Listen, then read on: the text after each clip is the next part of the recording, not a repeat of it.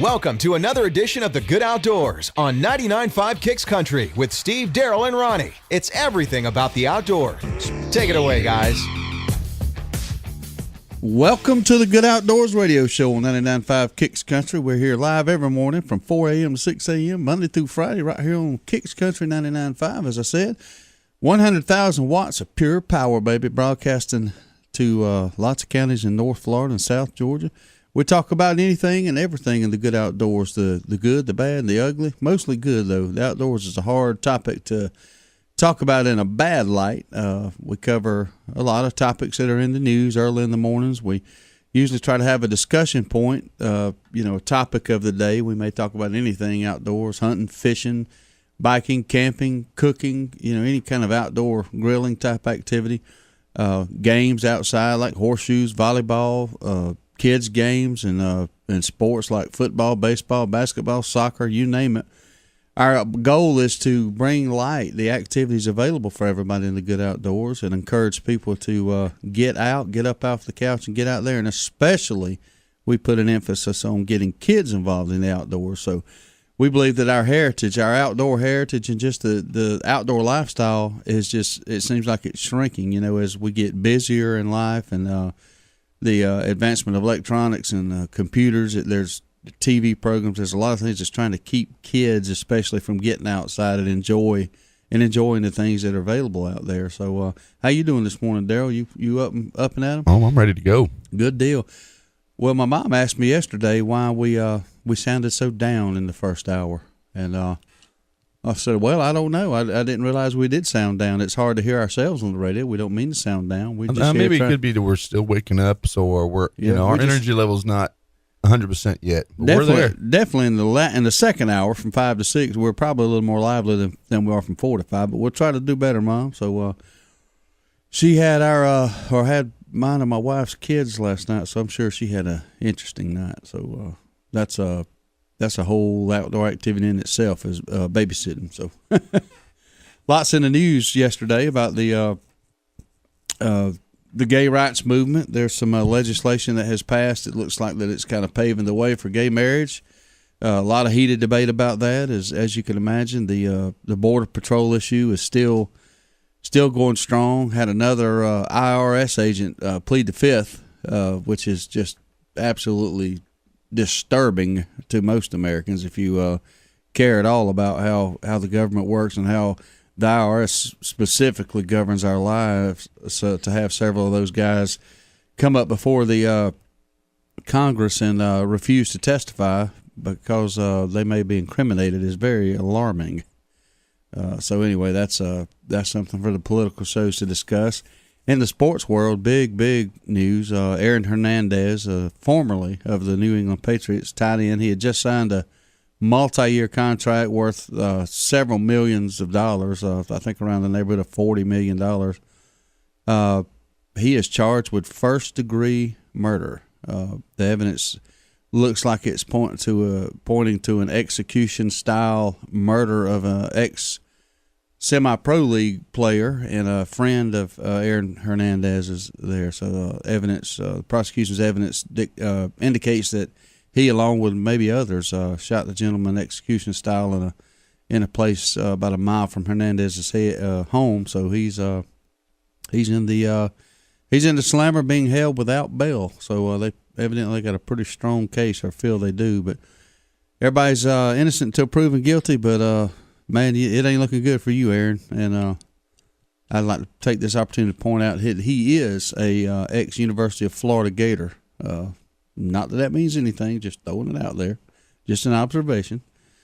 Of course, Paula Dean still in the news for some racial comments she made back years ago. And that's the crazy thing. The thing she said years ago is now coming ahead and causing a big old riff. Yeah, a big riff is an understatement. She's lost multi-million-dollar contracts with Walmart, Smithfield Foods, several other people, or companies, and she was on the Today Show yesterday crying and asking for forgiveness and trying to get her story out. So if you're interested in that, you can check that out. I particularly am not that interested in it. So anyway, Going to talk with Joe Reams of Southern Habitats this morning. He'll be coming in a little later, and we'll talk about what you can do to improve the native wildlife on your property. You can there's things you can do to kind of bring it back old school, bring it back to where it should have been, and to where it's a very attractive place for dove, deer, quail, turkey, all kinds of wildlife, and looking forward to that. That's something we all can be interested in. It increase the populations and the opportunities there in the good outdoors for hunting or wildlife viewing or just land in general there. So it's a good thing. Texas, Texas in the United States and in history, if you don't live in Texas, you kind of view Texas as a kind of a different place. They do things different. They're no, I don't want to say they do things different. No, they do their own. Yeah, they do things different. They do their own thing, and that's what the attraction is. For instance, they just executed their 500th inmate since 1976, by far the most of any state. And they have the reputation of swift justice in Texas. You've got the old the folklore of the Texas Rangers and the Texas law enforcement way of life there, and the judicial system is very swift and envious when you're in another state that drags it on and on and on and on. But they executed their 500th inmate since 1976. It was a woman, and she was convicted in 1997 of murder, and she was 52 years old, and she was convicted by a jury of peers, sentenced to death, and she met her fate yesterday. So that happened. Another couple of things going on. The trial, the Trayvon Martin trial with George Zimmerman, it was going on yesterday, and one of the witnesses was on stand, and she got twisted up and caught in lies, apparently. So that's damaging to the prosecution's case. So we'll see. But I can see how that's done, especially with how those attorneys work. They word those questions sometimes. They can probably get you messed up and then get you caught up real quick. Definitely, they definitely got her caught up. She got frustrated and was actually bickering back and forth with the defense attorney when he caught her in the lie. So we'll see how that shakes out. Just lots of news, man. Some of it ain't good, some of it is good, and we cover that usually right out of the gate, and then we get on to more lighthearted outdoor subjects. And one of the first things I came across, actually I was watching TV and saw it last night, and then I read up on it this morning. But a two-headed turtle was hatched and born in the San Antonio Zoo, and if you get a chance to go to an internet or a TV or something and see it. It is it's actually unbelievable. It's they named the turtle Thelma and Louise because of the two heads. But when you look at it, it's just has two perfectly formed heads, and of course they're studying the turtle to see what each head has. But it appears, just looking at it, that it's two functional brains, and it's going to be an interesting case study there. But it's again, it was hatched in the San Antonio Zoo. It's a female Texas cooter turtle, and it appears healthy. It is able to swim and walk. Experts say that the zoo don't foresee any health issues for Thelma and Louise, named for the female duo in the '91 Oscar-winning road movie. The San Antonio Zoo is no stranger to two-headed reptiles. The facility was home to a two-headed Texas rat snake named Janus. They only gave the rat snake one name, but they gave the turtle two names. And that creature lived from 1978 to 1995. So that's pretty interesting there. It kind of makes you wonder with the two heads. Are they eating double, or how's that work? That's interesting. It's a very interesting thing. You're right. It's God's good outdoors, man. Is some things that'll blow your mind, man. This my phone is ringing. Didn't turn it off this morning. Off here. Getting disturbed here this morning here. Yeah. This is Mr. Reams calling in this morning. I'm gonna go ahead and answer the call on the air. How about that? That ought to be pretty cool, huh? Hey, this is Steve. How are you? Hey, I'm doing good, Joe. We live on the air, so I'm talking to you on my cell phone on the air. Are you on your way? Okay. All right, well, come on. We'll let you in when you get here. Looking forward to it. All right, bye-bye. I guess that's the first that's one way to do Good it. Outdoors Radio. Right. But that's our guest, Joe Reams, coming in with Southern Habitats to talk about what he's got going on. He'll be here in about 5 minutes, and we'll be able to talk to him. So we're looking forward to that. Time for some after the break. Yeah, that's right. Perfect timing. We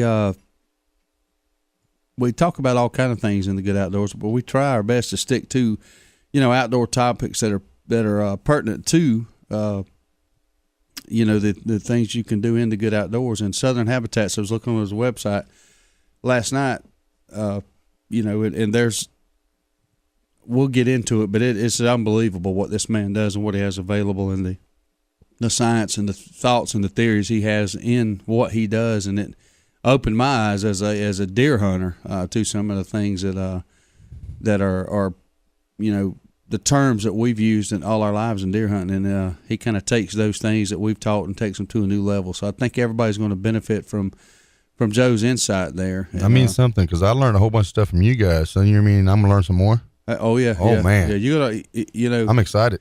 If you were able to learn anything from me and Darrell talking, that's a miracle in itself. But you'll definitely learn something from Joe and his conversations here. So looking forward to that. There's a couple of gun control things that we'll get into this morning. I don't want to start them right here before the break, but we'll get into that. Here's a lighthearted thing real quick before we go to break. The interesting to me is ESPN has basically a nude magazine issue every year. It's tasteful though. They don't actually show them nude. They'll be partially nude, covered, and they'll use athletes, of course. And this year they're going to have a lot of pretty girls, handsome guys in there, and they'll be posed in provocative situations. But this year features a interesting one. 77-year-old Gary Player, golfer, will be posing nudes in the ESPN's magazine. So I'm sure that's going to settle a lot of issues. Oh, it probably will. I'm hoping that when I get that old, I can probably be doing something like that. Well, if anybody can pull it off, Gary can. But we're going to take a break. We'll be right back here on the Good Outdoors on 99.5 Kicks Country. Here we go again. Every time there's a food plot to be planted, Darrell's nowhere to be found. You see him, Ronnie? He's probably in the truck eating a dang sandwich. I'm sitting right here by this tree and they don't even see me. Man, that Real Tree AP was designed to blend hunters with their surroundings, not hide them when it's time to work. I'm so hidden the scooters can't even find me. Okay, Darrell, come on. We got to get this stuff planted. What's that? Hey, stop it. Real Tree. It's so real, a coyote might pee on it. Serves you right, you slacker. The grill might be in storage, but that's what campfires are for. And the backyard party is on hiatus, but that's because everyone is tailgating. Only the seasons change, tastes don't, and when you've got Bud Light Lime, you don't need summer to have a good time. It's the superior drinkability of Bud Light with a splash of 100% natural lime flavor. Look for a Bud Light Lime and find your summer state of mind anytime. It's in the lime. Anheuser-Busch Bud Light Lime flavored beer, St. Louis, Missouri. What in the world is that noise? Sounds like the transmission's about to come out of my truck. Transmission? Sounds like Alien versus Predator under there. Let's get it to Ronnie at Eagle Auto Repair. Ronnie, I got a problem. Problem? It sounded like Superman fighting the Incredible Hulk. No, it was worse than that. Come on, man. This is for real. I ain't got the money to be fixing no big problem. Chill out, dude. You're at Eagle Auto Repair. You know we'll fix it right and as inexpensive as we can. We only use quality parts, and my guys are some of the best trained technicians in town. Yeah, but can they stop a fight between Godzilla and King Kong? Because I'm betting that's what they're going to find under there. Eagle Auto Repair. 321 Lakes Boulevard, Lake Park, Georgia. Jones Welding and Industrial Supply has been serving South Georgia and North Florida for over 3 decades. With 9 locations in the South, Jones Welding and Industrial Supply is a full-line distributor for all welding and industrial supplies. The Jones mission is to provide quality products at a competitive price in order to supply the best service available. Jones Welding and Industrial Supply has built a reputation for good, honest, old-fashioned service. For a location near you, visit www.joneswelding.com.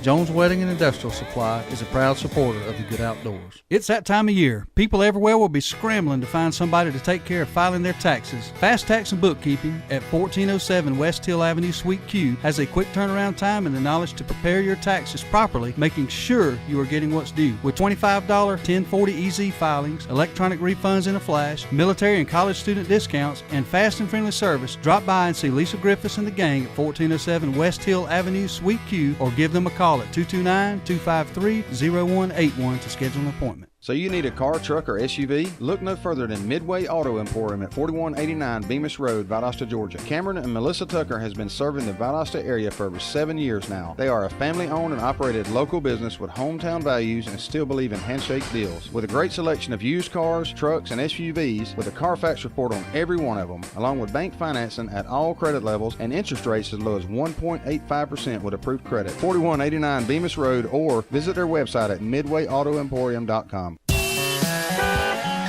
You're listening to The Good Outdoors with Steve, Darrell, and Ronnie on 99.5 Kicks Country. Now, let's get back to the fun. Welcome back to The Good Outdoors on 99.5 Kicks Country. We're going to be talking to Joe Reams this morning when he gets here about his company called Southern Habitats that utilize certain strategies to build up the terrain for supportive wildlife and a method you can use to enhance that effort. Talking about a little bit of gun control news here. The Obama administration is pushing new public health research agenda on gun control. In the near future, Americans who own or want guns likely will be subject to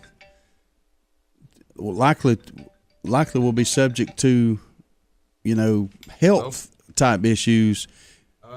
We've got Joe calling again to come in the door, I think there, so he's going to go let him in. But in the near future, Americans who own or want guns likely will be subject to rafts of new questions from social scientists, medical researchers, and law enforcement officials intent to discover just what guns they own, why they own them, and what they intend to use them for, not to mention where and how they keep them.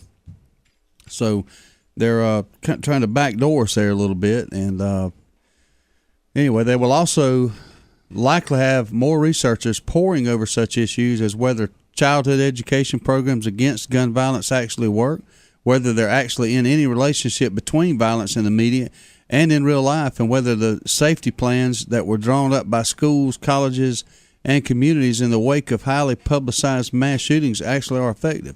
Those and other gun-related questions are the thrust of a new social science research agenda that the Obama administration hopes will keep the push for gun control alive for years to come.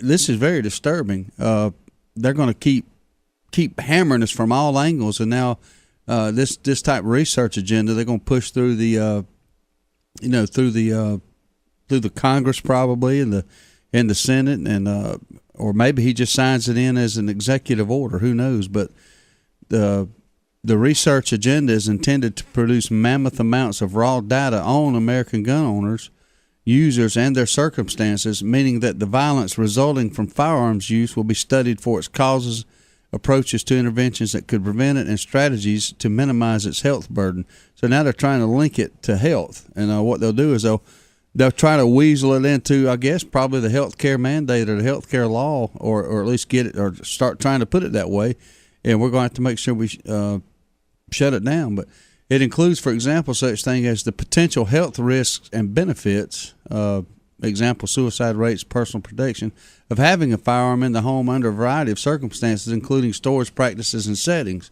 The agenda, which aims to sidestep Second Amendment political and constitutional issues of gun ownership through its public health focus, was released earlier this month in a 124-page report titled Priorities for Research to Reduce the Threat of Firearms-Related Violence. It was sponsored by the Centers for Disease Control with financial support from private donations. The major impetus came from the White House, which mandated the study as one of among 23 executive actions. There you go. These are actions that the president can go around Congress to enact just by executive order. He could just sign it into law. He ordered last January, just weeks after the December 14th massacre of the 20 school children in Sandy Hook, who Elementary School in Newtown, Connecticut, by disturbed killer Adam Lanza, who subsequently committed suicide. The horror of the crime and the mental state of Lanza contributed to the perspective on the sweeping design of the study as well as its urgency. According to the chairperson of the group, Alan Leshner, its goal is to encourage productive, useful answers to some of the most divisive questions. Moreover, it is intended to be value neutral. We are fact people, so they're saying. They're going to stick to facts. I don't know, but I'm a basic scientist, he added. I was asked to chair because I'm neutral.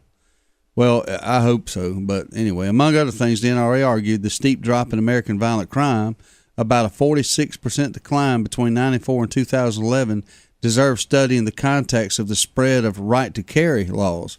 So the NRA's position and my position is that in a lot of areas, crime has went down because of guns, not up because of guns. So going to be interesting how this study is going to affect our Second Amendment rights. But it's disturbing that they're going to come in through the back door and use it as a health issue or a health topic.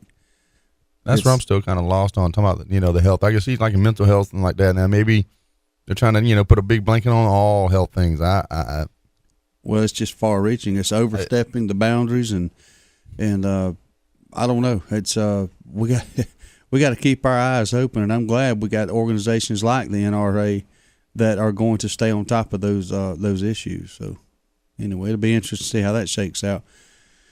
You listen to the Good Outdoorz Radio Show on 99.5 Kicks Country. We're going to talk to Joe Reams here in just a few minutes about southern habitats and his efforts to restore lands to their native state and get it back to where it's, like it should be, like God intended it to be. But in the meantime, we'll talk about a bear roaming the Washington, D.C. Area.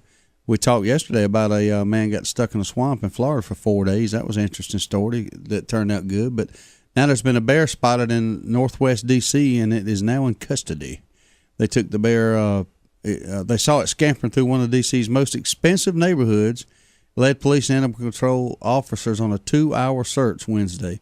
The capture and eventual re-release were all caught on camera. So they got the bear, they tranquilized him, and that's a good thing. They tranquilized him, didn't harm him, and relocated him. He wasn't hurting anybody, but I believe he just got lost and got took a wrong turn, ended up in a very, very expensive neighborhood, and he was a little bit out of place. wasn't welcomed among the neighbors there. wasn't invited to any parties or anything. So they called the authorities and they darted him, and after they darted him, he kept running for about 20 minutes, and but they kept up with him, and he went into some thick bamboo and bedded up and fell asleep, and they got him out of there and took him out to a more conducive black bear environment and let him go. So he didn't cause no harm. Good ending to the story for the bear and to the people.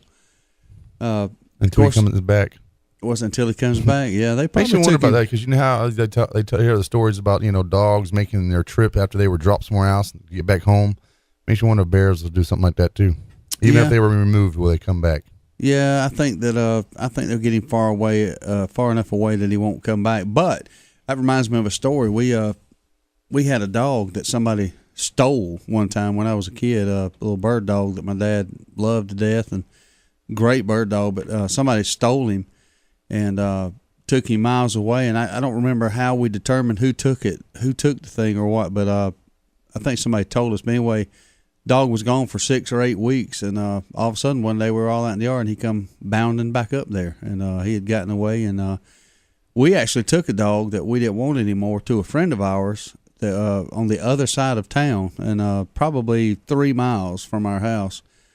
Took him over there, and they were loving on him, feeding him, watering him, and all of a sudden about 2 days later he was back at our house. He found his way back. It makes you wonder if the other creatures in the wild do the same things. If they got a reason to be there, they're going to find their way back.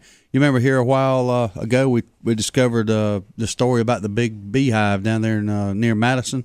We had the caller call in and tell us exactly where it was at. Well, they have found another huge hive out in Kansas, Overland Park, Kansas. A homeowner is now dealing with a sticky situation after he found thousands of unwanted visitors in one of his large trees. the homeowner and neighbors in the area of the hive have been calling one of the trees home. Have said that the bees have been calling one of the trees home for quite some time, possibly for years. And the tree was hollowed out and most likely weakened by the recent storms. It fell overnight and it landed in Stephanie Hardacre's yard about 1:30 a.m. She woke up to police lights and city crews picking up branches. That would have been enough of a surprise until a city crew member motioned her to the tree. He turns on his flashlight and there were thousands of bees that could be seen. They weren't moving. They were just still laying on the honeycomb. This is the coolest thing, she thought, and wanted to know what the next step was. And they called a beekeeper. And long story short, 50 to 60,000 bees have been calling at home, and they're trying to get rid of them. And that's a lot of honey, Well, I see Joe made it into the studio this morning. Joe, you want to come right on around here and have a seat in the chair? And I'm gonna stammer through this break, and we'll get you on here in just a second here. But we're talking That's about good. You're talking about the bees there. We're here in Oregon. They're talking about they have a memorial for a whole bunch of dead bees. A memorial for dead bees. Well, what's the world coming to, huh? Yeah. Joe's wearing a nice PETA shirt this morning, so we'll have to talk about that. The good thing is it stands for People Eating Tasty Animals. People for the Eating of Tasty Animals. I like that. That's Ain't nothing wrong with some good old meat. There. He's got on the back. It says vegetarian, ancient tribal slang for the village idiot who can't hunt, fish, or ride. Yeah, that's about the extent of that. We were talking earlier a while ago about the end run the Obama administration is going to make on our guns. Now he's going to go through kind of through the healthcare thing to keep tabs on what's going on in the gun world. So we were talking about that. I know that. You being a deer hunter and everything, you on our side on that. But I see where the dead bees get a memorial there, Darrell. That's crazy. Anything can make news nowadays. We got a call coming in. We'll go ahead and take it right quick this morning. Good morning, caller. You listen to the Good Outdoors. How are you? I'm doing good this morning. On my way to work. I heard you talking about the bees, and I got a story on that. My daddy's side of the family old home up in Union, Georgia. It had a beehive in the corner of the house for over 50 years. In the corner of the house, on the outside of the house? Outside the house. Bees come in through the walls, and they were there for 50 years. The only reason they're not there, the house got such disrepair that my cousins had to have the house tore down. Of course, they had beekeepers come in and remove the bees. But good if it wasn't gracious. for the house being tore down, they still would have been there. Golly. Well, that's something else. We had a caller call in a few weeks ago saying the same thing, that there was a beehive in the side wall of their house, too. So it happens. But that was there for a long time there, wasn't it? Yeah, it was. I guess it just, if you don't bother them, they won't bother you, is the moral of that story. That's right. Well, y'all have a good morning. I hope I can finish the days up, then, because we heading toward Indian Pass, St. Joe Bay to go scalloping fishing. I hear you. July 1st kicks it off, don't it? It does. Good deal. Y'all July 1st on scallops and on gag group. There you go, man. There you go. Well, make sure when you get back, call us and let us know how you did. All right, man. Y'all have a good week. All right. Thank you, man. Appreciate it. Man. I think we'll go and take a break right quick. When we get back, we'll be talking with Joe Reams of Southern Habitats, and we're going to tell you how to improve your land for the wildlife. So y'all stay tuned right here on Kicks Country 99.5, The Good Outdoors. The grill might be in storage, but that's what campfires are for. And the backyard party is on hiatus, but that's because everyone is tailgating.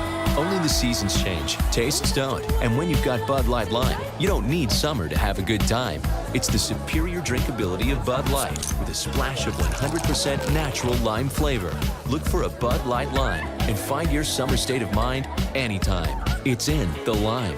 Anheuser-Busch Bud Light Lime flavored beer, St. Louis, Missouri. Val Optics on Patterson Street in Valdosta, Georgia has been providing 1-hour service for 25 years. From eyeglass repair to eye exams conducted by one of 2 on-site optometrists, Val Optics is there for all of your eyesight concerns. There is no need for an appointment and most insurances are accepted. Val Optics also accepts outside prescriptions. So if you need eyeglass repair or an eye exam, stop by Val Optics at 601 North Patterson Street, Valdosta, Georgia. 25 years in business says it all. Service. It's a very simple word, but you'd think it's French. At Deep South Sanitation, our service will never be questioned. We are there when we say we'll be there. If there's a couple extra bags by the can, we pick it up. Deep South Sanitation don't care if the lid won't close. All the more reason to dump it. If you're elderly or disabled, the Deep South Sanitation team will get your can, dump it, and put it back. If trash blew out, we don't leave it, we pick it up. Keep the money you pay for sanitation services local by supporting Deep South Sanitation, a locally owned business. Call Carrie Scarborough today at Deep South Sanitation, 229-559-0200. Hey, this is Judd with T3 Outdoors. T3 Outdoors is Valdosta's newest Blue Buffalo dog feed dealer. We also carry 50-pound, 13% sweet feed for $8.99. But hey, feed isn't all we do at T3 Outdoors. We have one of the best selections of guns in town at some of the best prices. We buy, sell, trade, and consign guns daily. Last but not least, archery season will be here before you know it. We are Valdosta's exclusive Hoyt and Bowtech dealer with 2013 packages starting under $650. Please visit us at t3outdoors.com to learn more today. Hello, everyone. Dim the lights. Let's do this. Let's get to it. Let's go.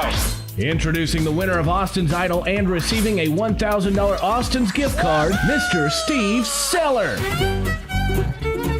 If you want a steak, a salad or fish plate, maybe drink a beer with a friend. Come in as you are, it ain't just a bar at the SCC. The good times never end, a basket full of peanuts, and the best part is, it's an addiction you never have to quit. If you need a break, come along with me to Austin's Cattle Company. Oh yeah, to Austin's Cattle Company. Austin's would like to thank everyone that participated in the contest and helping Austin's to remain an addiction you never have to quit. Congratulations to our winner and thank you from Austin's Cattle Company. It's the Good Outdoors on 99.5 Kicks Country. Now, let's get back to the fun, talking about everything to do with the outdoors with Steve, Darrell, and Ronnie. Welcome back to the Good Outdoors on 99.5 Kicks Country. Again, we're here every Monday through Friday from 4 a.m. to 6 a.m. talking about anything and everything in the Good Outdoors. We've got a special guest in the studio this morning from Southern Habitats. Joe Reams is in the studio. Joe, how you doing this morning? Good morning. Good morning. Glad to be here. Did you have a good drive up early this morning? Yeah. I poked on, took my time, and good and motored it on up here. That's good. Well, Joe has a company called Southern Habitats, and you can look it up online at southernhabitats.com. That's Southern Habitats with an S.com. He also has a Facebook page under Southern Habitats where you can keep up with the latest happenings in his company. And I'm just going to kind of ask a few questions here. And Joe, kind of tell us exactly what is Southern Habitats and what is it that you do exactly? Well, it's a lot easier for us to say what we're doing than what we do because we cover a pretty wide range of services, but they all revolve around native plants, and even more specifically on wildlife uses. Right. And we're actually talking about anything from, butterflies to, a certain kind of frog or a crayfish all the way to deer. And, so, I mean, everything's got its own place. And of course, we love the hunting industry. And, I mean, I'm a deer hunter, grew up hunting deer, and have had a lot of fun doing it over the years. And so we try to reach out to the hunting industry the most. It's just where our interest lies the most. And we end up doing quite a bit of quail and deer habitat restoration. So a lot of quail restoration in southern Georgia and North Florida, I'm sure. The gist of the thing is, if I understand it correctly, is Mother Nature's been doing it right for millions of years, and we tend as a society to try to make things bigger and better and improve things when sometimes Mother Nature's got it right, and it's not a matter of improving it. It's a matter of making sure that the land is in a state to where it can maximize what Mother Nature intended it to be, I guess, for lack of a better explanation. You've done a real good job of describing it, Steve. And well, I'm a professional radio host, Joe. Well, you're spot on what you said. We've changed our practices, and we've kind of aided and abetted to the situation, and I've heard it said that restoration, nobody does restoration work. That's what we say we do. Yeah. But really, restoration occurs on its own. All you can do is set the stage for it. That's right. And, That's and exactly it kind of right. occurs naturally, and it's very, I've been doing it long enough that I've been able to watch properties evolve that I've had a hand in trying to reshape, and boy, I tell you, it's rewarding. It is. I was looking at your website, and we'll get some more to that. But you've got a project gallery on your website where you can actually go in as a consumer and look and see what it is you're doing, why you're doing it, the results of it, and very interesting stuff. But I noticed here on your I don't know if I'd call it a mission statement, but there's a statement here on your homepage. It says, "We specialize in the use of native plants to create a haven for the wildlife of the Southeast. We produce the native seeds and plants that they seek for food and cover." When God created the world, He had a plan for everything. He knew that a wild turkey or a deer or a quail or a squirrel, He knew that they had to have something to eat and a habitat and food, cover, shelter. So He put it all together, and it's the perfect plan. You don't have to go no further than God's perfect plan. So what you're aligned with is making sure that you have the tools and the knowledge necessary, that if you're a landowner or even if you've got a large lease that you hunt, you can give them the tools that make sure that the land, through the years, they've planted pine trees and harvested pine trees, and they've invaded more or less that native habitat. And you've got the tools and the knowledge and the know-how to try to put it back to its state or as close to its original state as you can, right? Where the wildlife will thrive. And that's right. You go ahead. Yeah, you're you're looking at a couple of specific things. When you get down to it, you've hit the broad brush exactly perfect. But within that, you have for example, hydrological changes, meaning how the water flows across the land. We've ditched and filled a lot of wetlands, and we've bedded up a bunch of pine land. And those sort of changes, it changes the sheet flow of the water across the soil, which changes your plant composition. That's right. And then fire exclusion, taking fire out to be up. We got to live here too. We can't be, burning through our yard. I understand that. But what happens is when you, cut this timberland and let it resprout and oaks and everything that the critters have toted in there. Typically, you have to think in terms of what the southeastern coastal plain looked like. It was a, large majority of it was old growth longleaf pine with a wiregrass understory. Right. And of course we had all associated wetlands with that.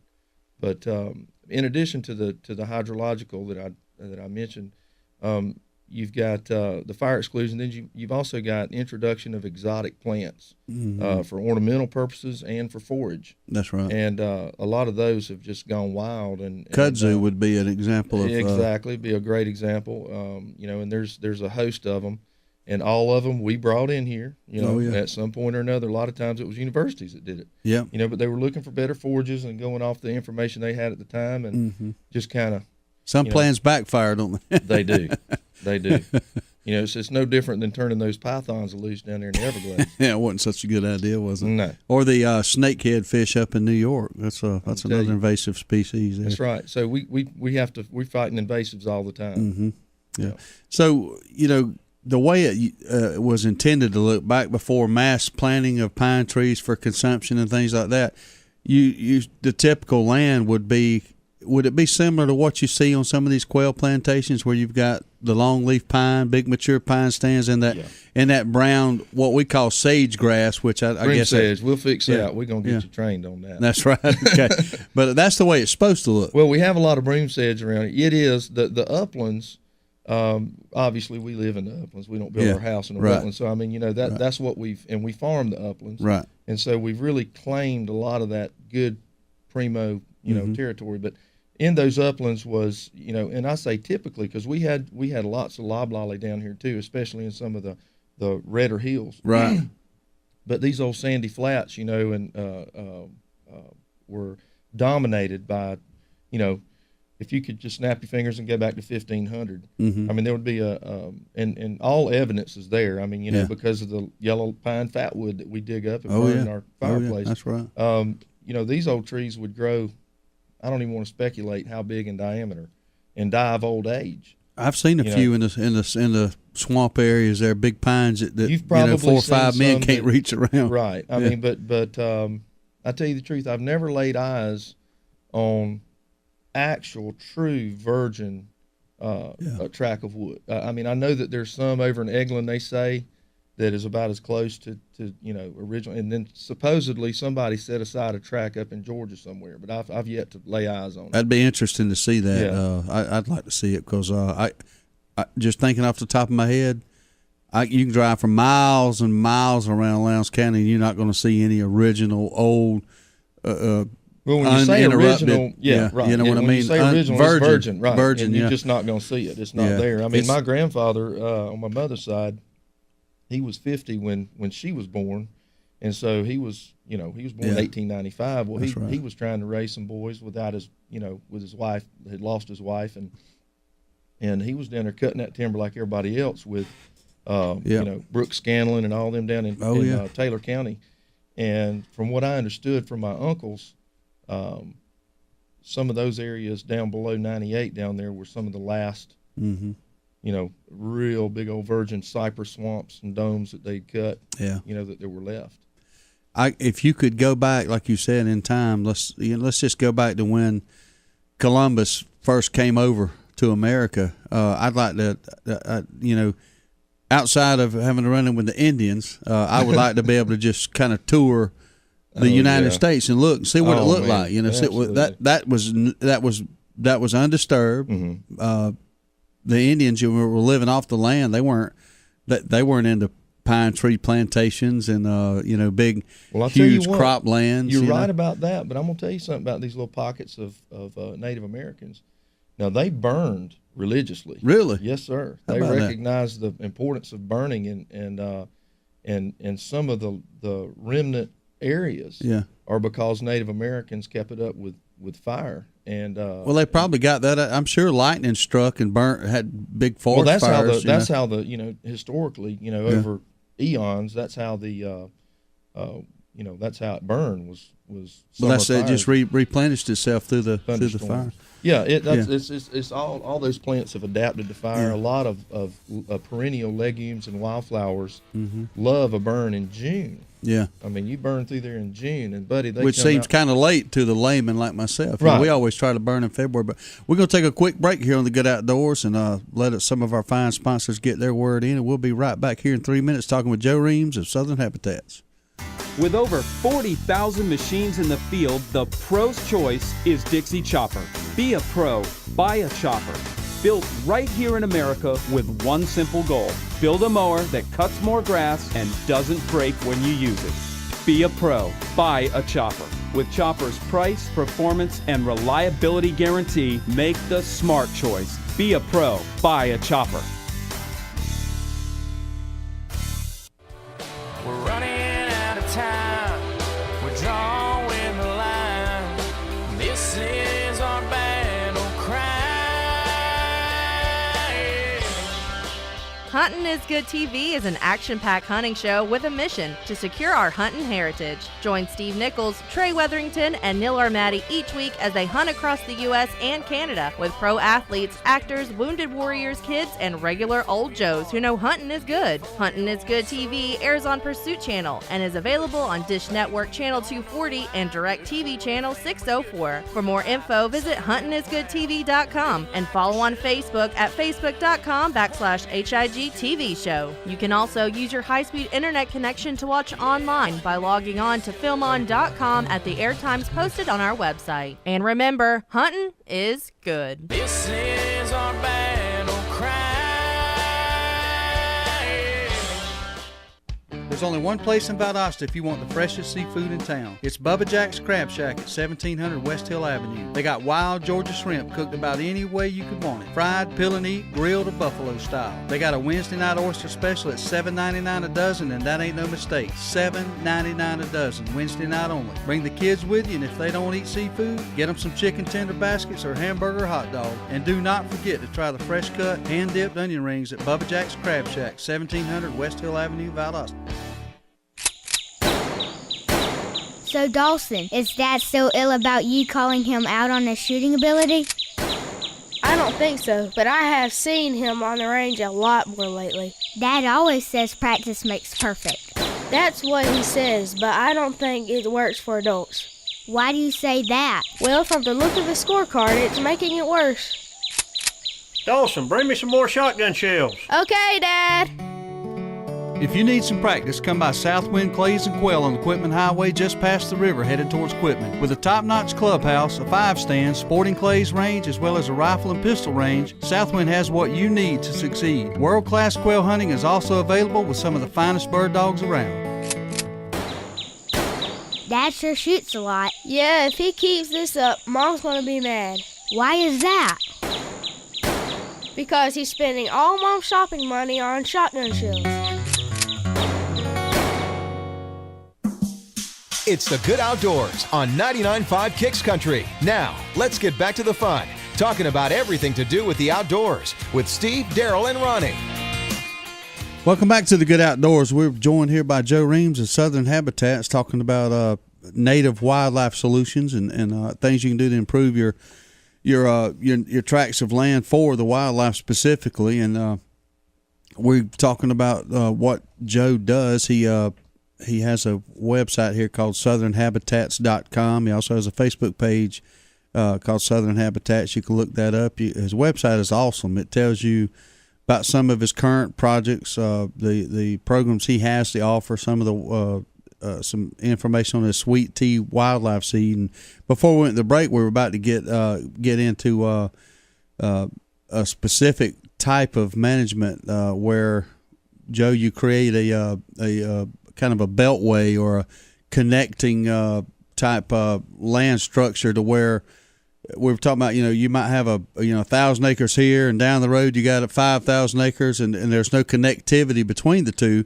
And you were saying that, there might be a particular bird species that lives in one area, but because he can't connect due to urban sprawl and people, he's become cut off to another section, and he could actually go extinct in that one little place. I guess kind of like the spotted owl out there in Washington.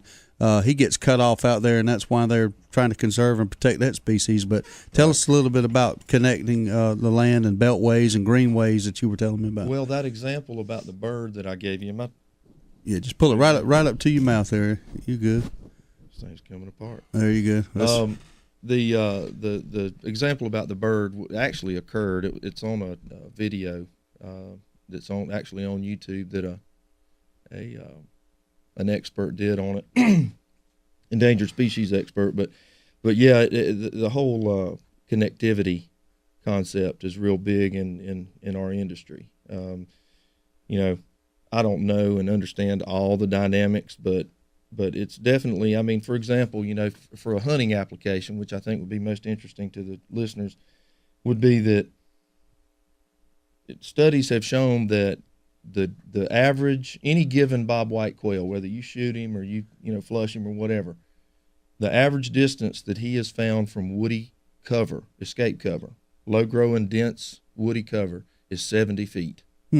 So you drive out on one of these, what we call plantations, and that are not, that are just vast open forests with native grasses, and they burn the fire out of them and don't protect any areas, then you don't have good quail habitat. Native quail habitat has suffered because they're in other words, what you're saying is you need clumps of cover in there every 70 to 100 feet or whatever. Try to go back to that application we were talking about earlier with historically, there were disturbances out there other than fire. You'd have a big old tree fall over or whatever, and it would kick up some dirt. And you'd have animals that would carry acorns in there and things like that, hardwood species, blueberry, some of the viburnum, persimmon, and they would, transplant this stuff in there. That's right. And so the seed was in the seed bank, but because of the fire, it didn't get to grow everywhere, but it would grow in little clumps here and there. And sometimes you might go 3 or 4 years without a fire, so that's going to let a lot of that stuff grow and it'll, but anyway, because of that 70 feet thing, it lets us know that that quail need a patchwork. That's right. Of escape right. cover. Yep. And so a recent project that we did out in Alabama was, I rode out there, and this guy's got 10,000 acres of just beautiful loblolly rolling hills. I mean, it's just like out of off a postcard. Yeah. And beautiful native grasses. I mean, he's got switchgrass galore, Indian grass, all kind of beautiful native grasses out there. And I mean, he burns it just right. And he said, I don't have any quail. And he said, I don't see any reason why I don't have any quail. Yeah. And we rode the place, and what it was he didn't have any escape cover. Really, he would. I'd say, "Where's your escape cover?" And he pointed over here to his left, which was, a big draw that was really dense. It was good escape cover. It was a lot of acres. Yeah.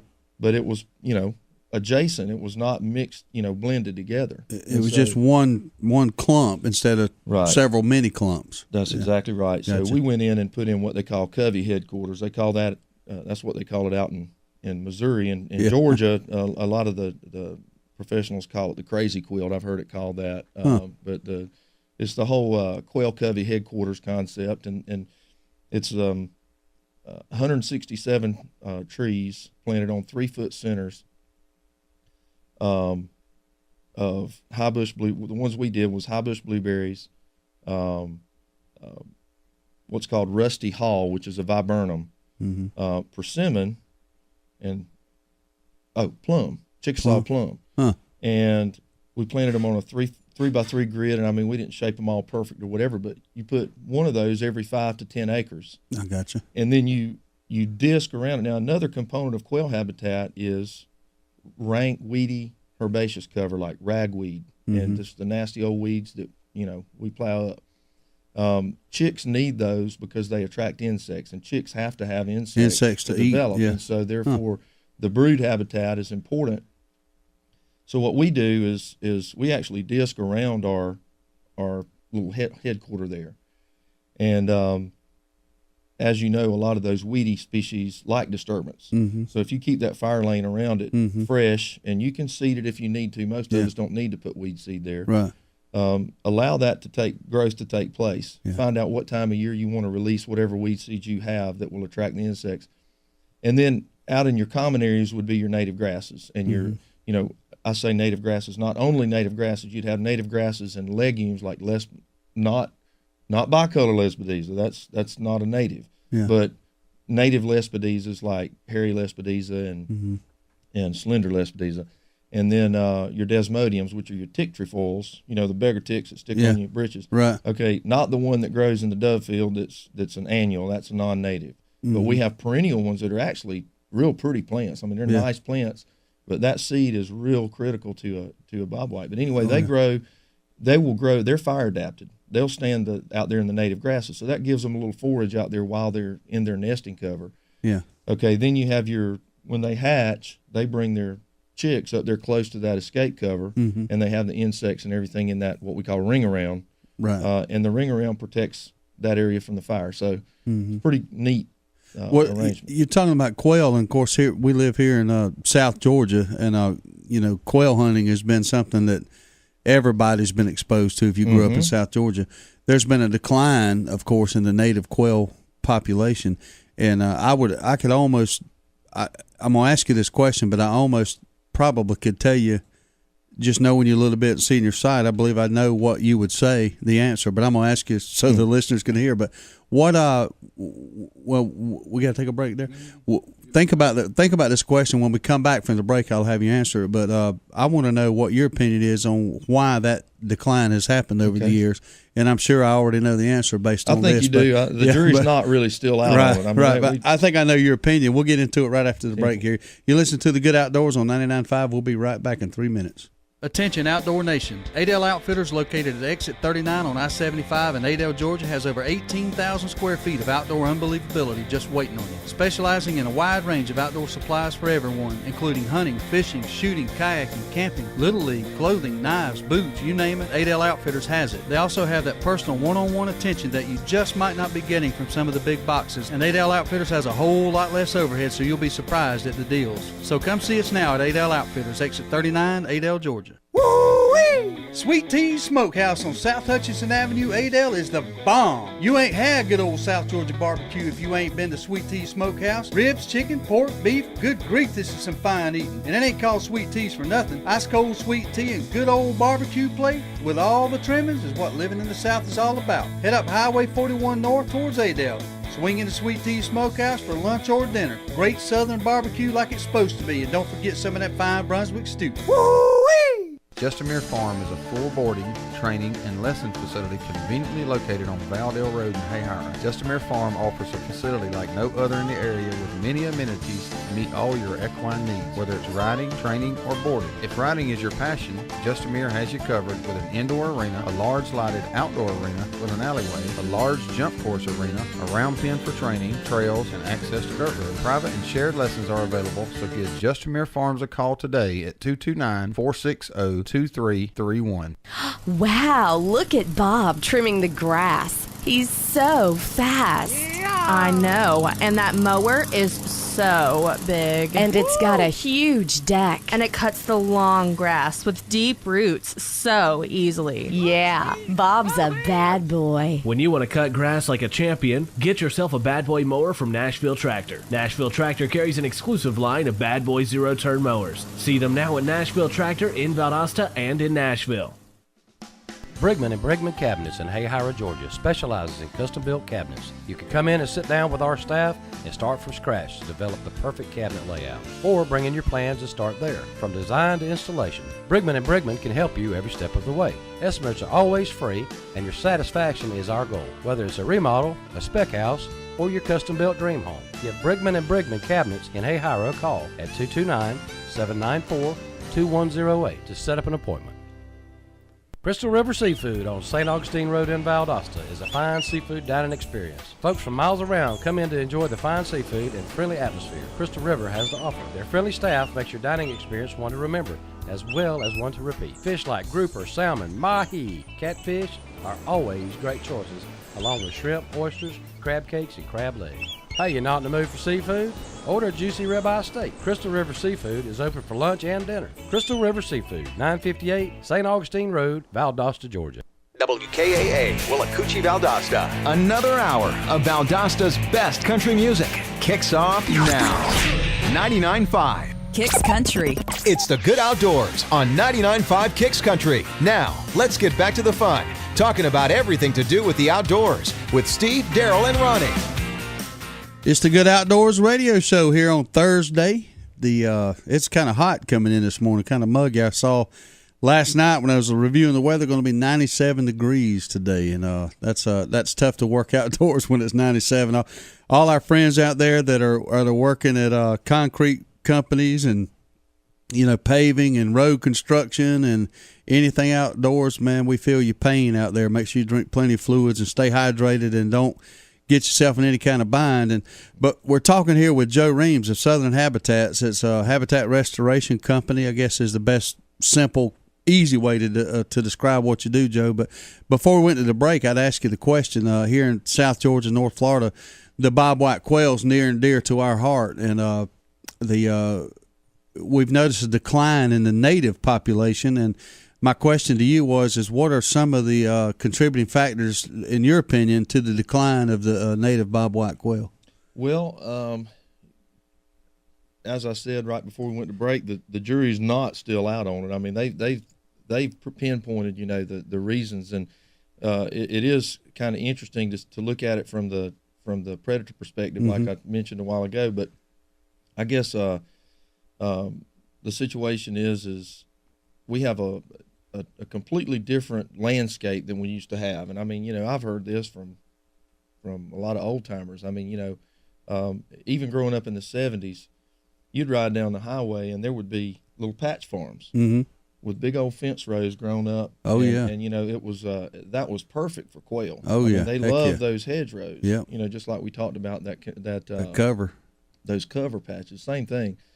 And growing up, that's first covey of quail I ever saw was flushed out of a briar, blue, blackberries, come boiling out of there. Oh yeah, the blackberry fence rows. That's where the quail were at. That's right. And look now, we've got 100-acre fields, and 150-acre fields, and no fences, and all the fence rows are perfectly clean and sterile, and it's pretty. It looks like a golf course, and that's right. And it's much, much more efficient. Yeah. But you do not see very much fallow ground. I mean, crop prices are high. Yeah. And people are being efficient, and I'm not going to say they think they're being efficient. They are being efficient. Yeah. It's just that it's not conducive to the wildlife, to quail in particular. Yeah. And another thing is, you see a lot of silviculture, pine production, planted pines, pulpwood, pine straw, and we're seeing people get a little bit better educated about what they spray, but this really broad spectrum herbicide within the pines, is hurting our pollinator food supply. Our native honeybee and we depend heavily on pollinators. A lot of people don't realize. We did a show on the bee problem. We got a call coming in real quick, Joe. We'll take it. Good morning, caller on the Good Outdoors. How are you?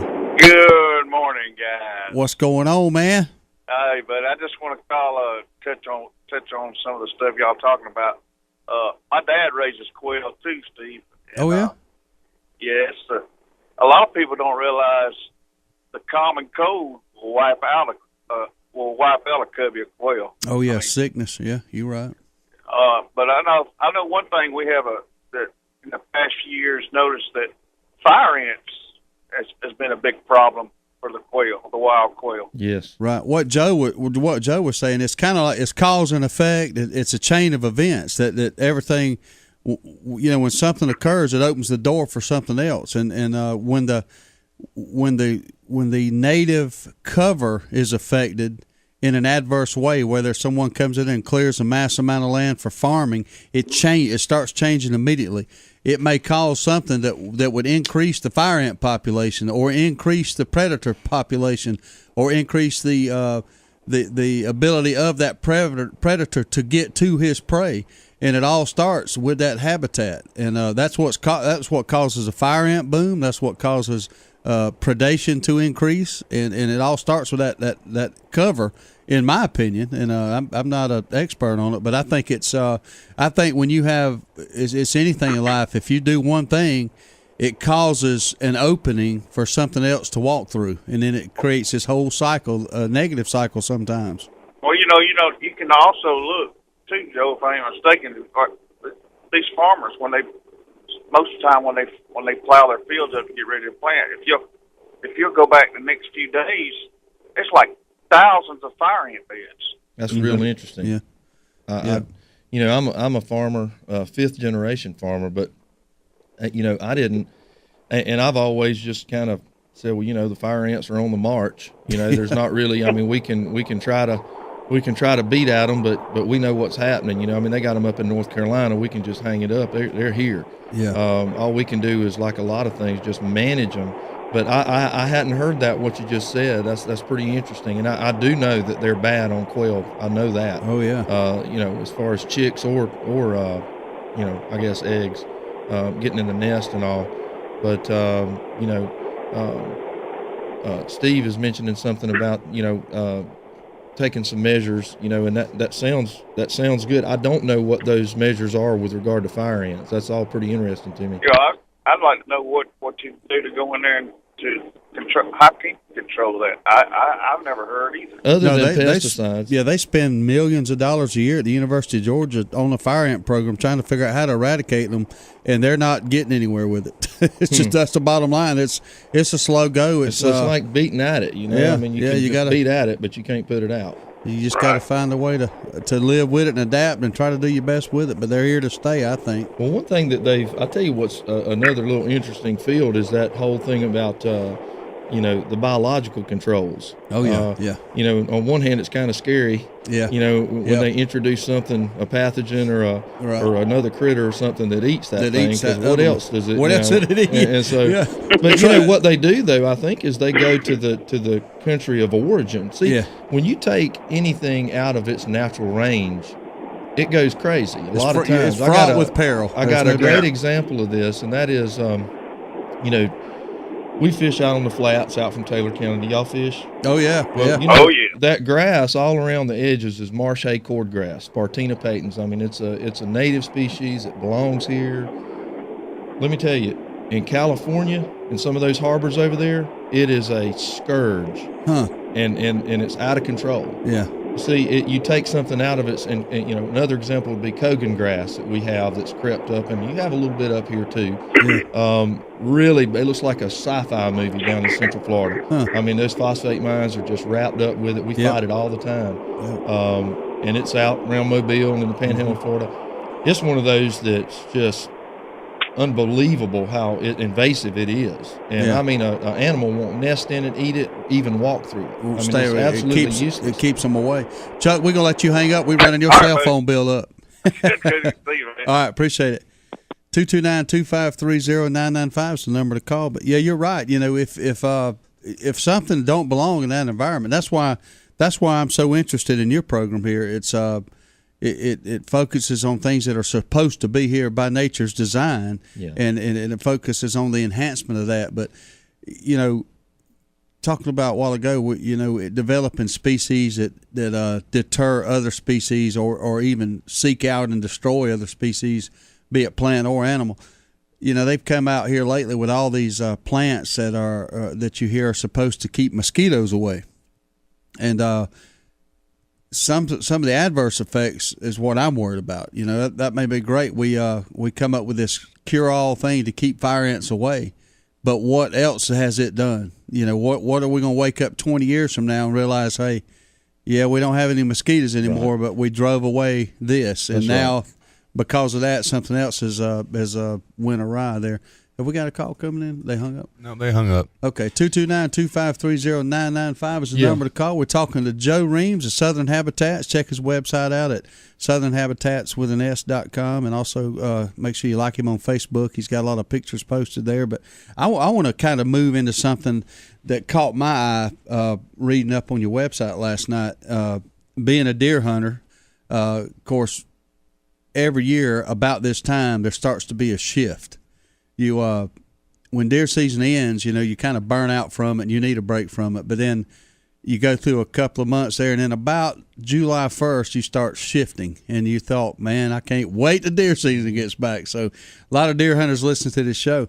I was reading, and I'm going to paraphrase, I was reading in there about your history, how you grew up running dogs like most everybody in South Georgia that's my age. I'm 46 years old. I'm 44, yeah. 44. We grew up in the 70s. You cut your teeth running dogs. And, exactly. And you remember sitting around the campfires and you know, after the day's races and runs, y'all would sit there and you would think, well, you know, that buck gave us the slip. And you started making a mental note of that of what he used as far as the terrain and the growth of the area you were hunting, and how he used that as a travel escape route. That's right. And your article kept on going, and it started talking about these grasses that you plant, these native grasses that you restore, and that it shows that deer, bucks especially, they hang out naturally in those areas, and they feel very comfortable.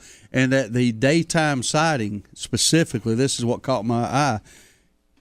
I've got 10 million trail camera pictures of huge bucks at night. Mm-hmm. So we want to get them out in the daylight, and you think you've hit on something there that might help there. Can you elaborate on that? I will. And you know, we got to leave off the word restore now, because we're moving into straight up ambush. I mean, this is all about the this ambush. Is a tactic right here. This is a tactic, okay?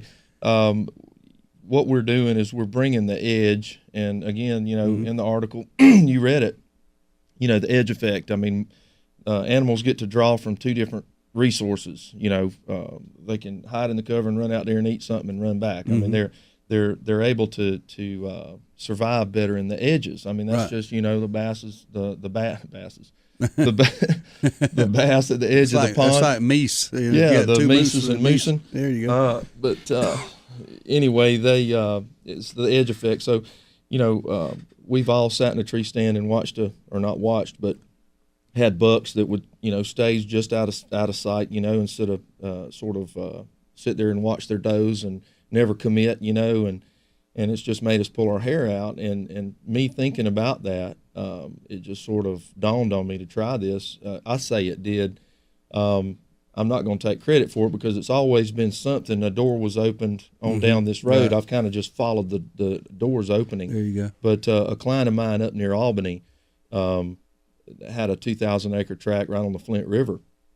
And it was just bare farmland. Bucks went through there at night. I mean, there's monster bucks up there, as you know. Oh, yeah. And so they started planting these loblolly trees and getting some quick cover there. That's not a bad thing to do. I mean, I mean these things grow fast. Really? I mean, yes, sir. In 4 years, they're 20 feet tall. That's loblolly pine trees? Well, there's some certain ones, these cell-4s are the ones that he was planting, and they're, 50 cents a piece. But, I mean, they were, they just really in the right soil. Right. Anyway, he wanted more bedding cover because this whole philosophy, which I subscribe to 100%, is creating bedding sanctuaries in the interior of your property. Make them stay there. If you can have mature bucks bedding on your place during the daytime, you've got half the battle won. Yes, sir. So, no doubt. so, and that's not my idea. That's That's in just fact, a fact. I actually, it is. Yeah. And another advocate of that in the Northeast is Spinazzola. Ed Spinazzola. I've read his books.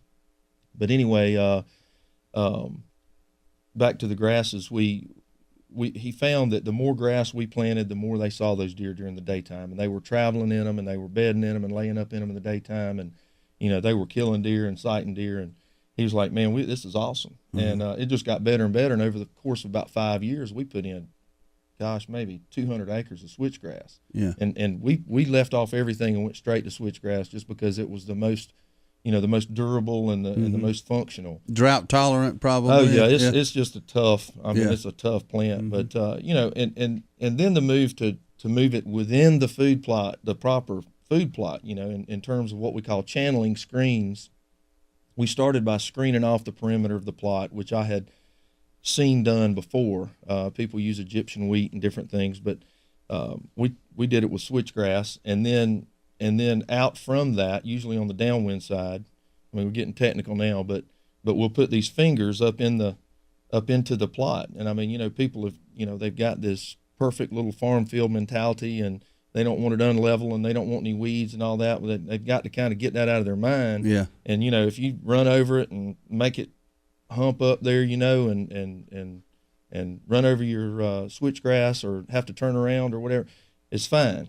It's tough. You can run over it and all that when you're planting your annuals or whatever, but leave it there, and it'll always be a screen there. We use a sight line from sitting in the tree stand, obviously, so we don't obstruct our own view. Right. But yeah, it's cool. I mean, I had a guy call me on Christmas Eve that had done this out in Mississippi a couple of years ago, and he said, "Joe, I just watched a huge buck come walking all the way down one of these lines of switchgrass right out into the middle of this food plot." He said, "I am That's a good sold." day right there. Good day. We'll continue our talks here with Joe Reams of Southern Habitats. You're listening to The Good Outdoors. We'll be right back in 3 minutes.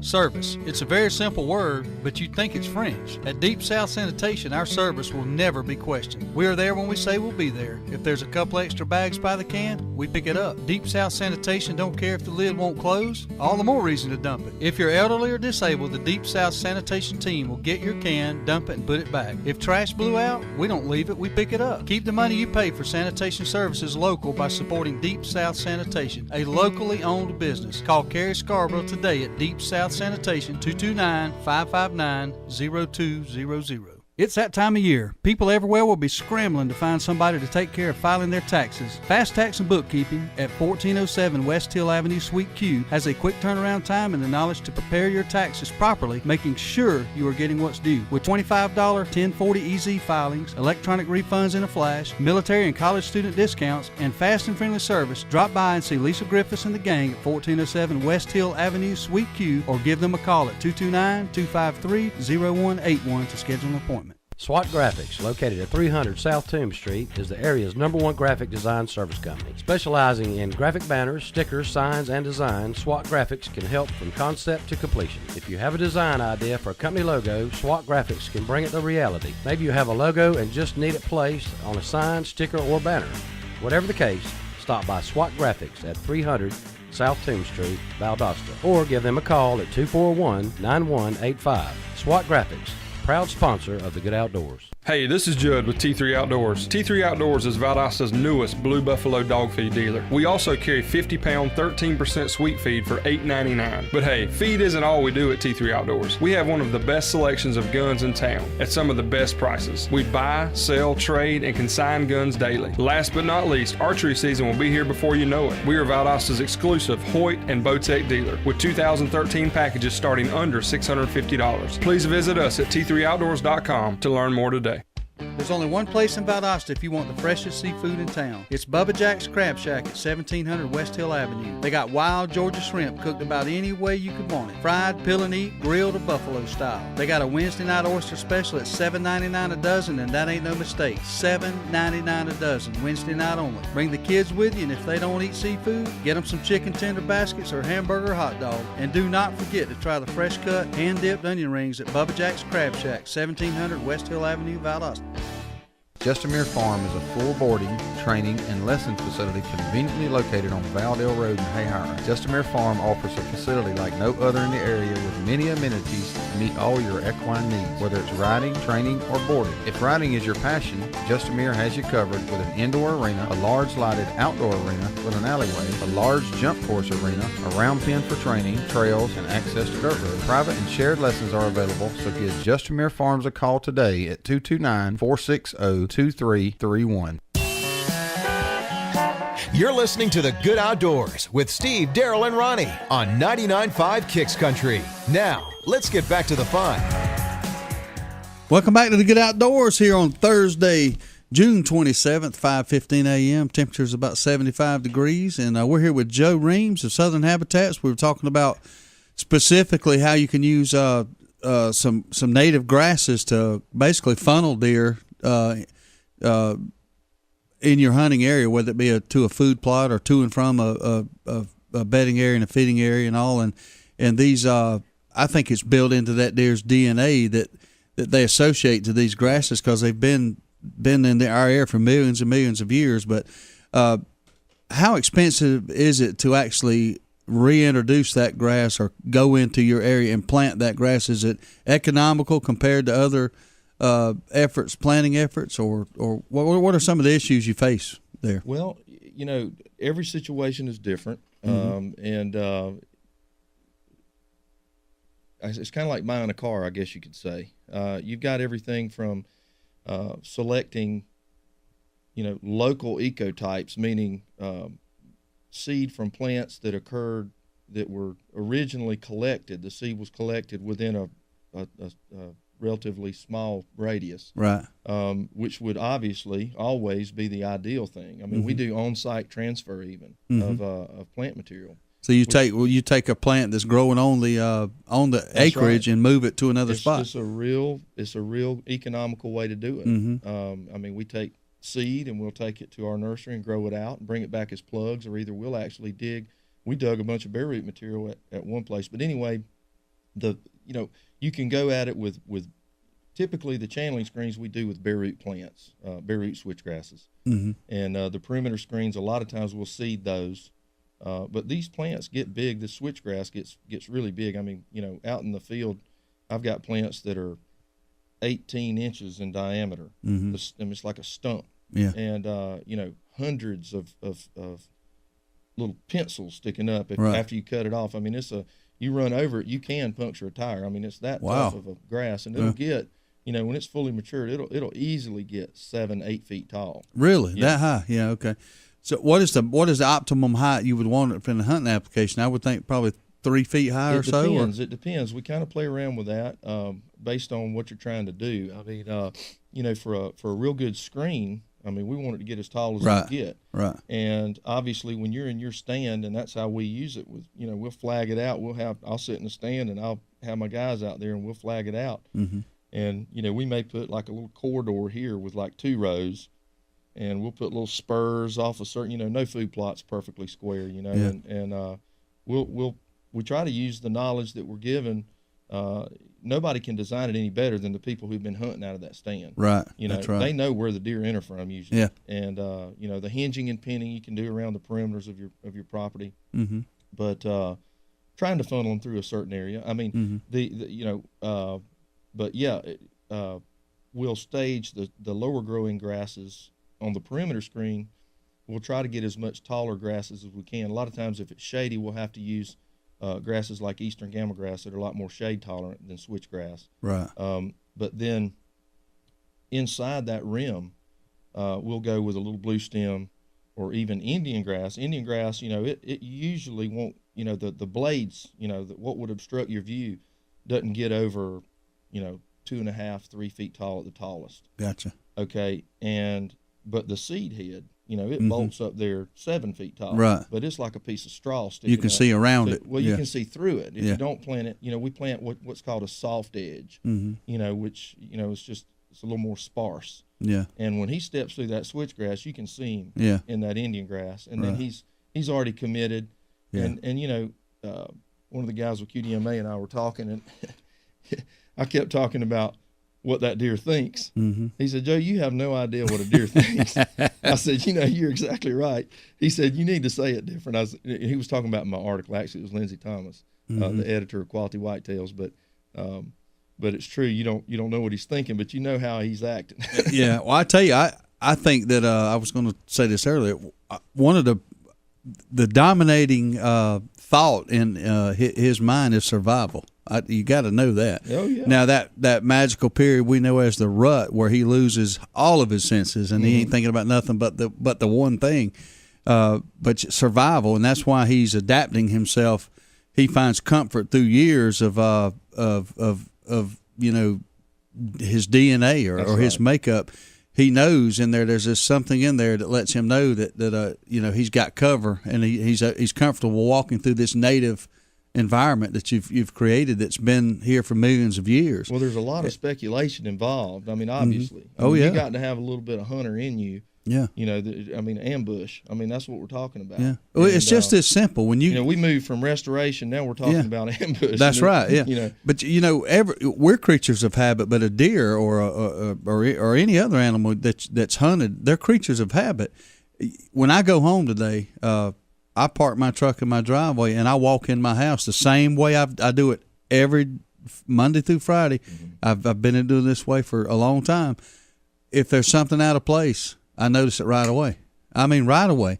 That deer's the same thing. Same way. If he comes up to a food plot or something, and something's amiss, he notices it right away. And that's nature. That's not even human nature. That's nature in general, whether it's human or animal. So the more you can keep that food plot or that ambush area natural and undisturbed. In your article, you're talking about it's the same principle as camouflage. You use that camouflage to blend in with the environment so you don't create something that's different. Well, I got a touch on I want to talk about summer food plots in a minute, but this whole ambush discussion, I have to say, soft edges are really important. Mm-hmm. And that is, a hard edge would be described as the edge of a field where you mow and then it's just really thick, dense vegetation that you can't see in, and then it goes from that straight to a flat area. They use hard edges more for to go alongside. Mm-hmm. Okay. Yeah. They don't like walking straight into a hard edge. They travel parallel, not perpendicular. Out of a hard edge. Gotcha. They would prefer it to be a soft edge where there's a transition. Yes. Mm-hmm. And so that's ease into it. That's really, you spend enough time on the looking at the wild turkey studies, and they're also they're soft edges are very, very important for turkey habitat. No doubt about it. No doubt about that.